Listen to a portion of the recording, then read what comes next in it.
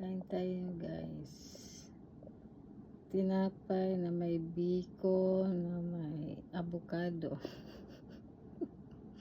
Saan pa kayo niyan? Ayan na. Tinapay na may biko, na may avocado.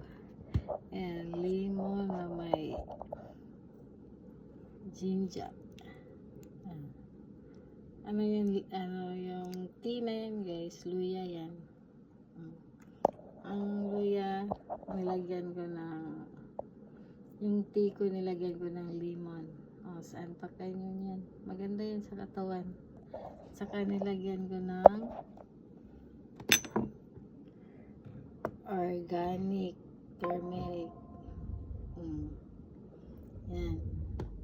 Mga herbal tayo guys. Yan. Bye.